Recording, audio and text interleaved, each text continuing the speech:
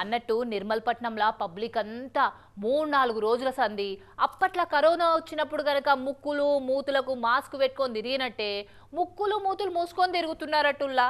ఆడోళ్ళైతే క్షీరకొంగులు అడ్డం పెట్టుకొని తిరుగుతున్నారట. మరి ఎందుకట్లా? ఏమన్నా కొత్త వైరస్ పురుగులు ఏమన్నా మోపైనాయా ఏం కథ? చూద్దాం పారి. కొత్త వైరస్లు కాదు, చెత్త వైరస్ మోపైంది నిర్మల్ సిటీలా. ఇక ఈ నగరానికి ఏమైంది అన్నట్టు ఏ వాడకట్టు చూసినా, ఏ గల్లీ చూసినా, ఏ రోడ్డు మీద చూసినా మొత్తం చెత్తే చెత్త.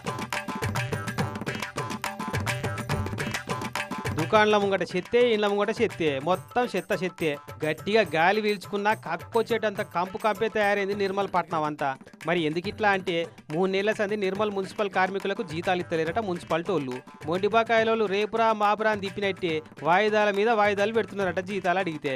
మొన్నగా నడుమ జీతాల కోసం ధర్నా చేస్తే చవితి పండుగకి ఎత్తామన్నారట.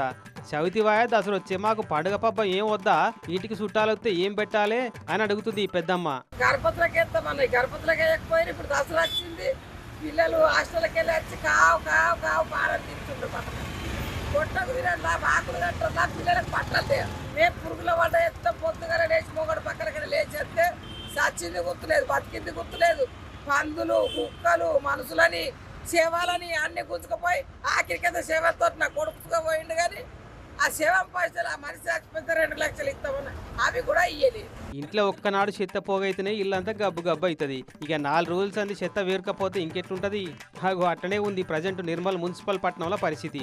చెత్తగొంట పోయే ఆటోలు కూడా బ్రేక్ డౌన్ అయినట్టే ఎక్కడ నిలబడిపోయినాయి.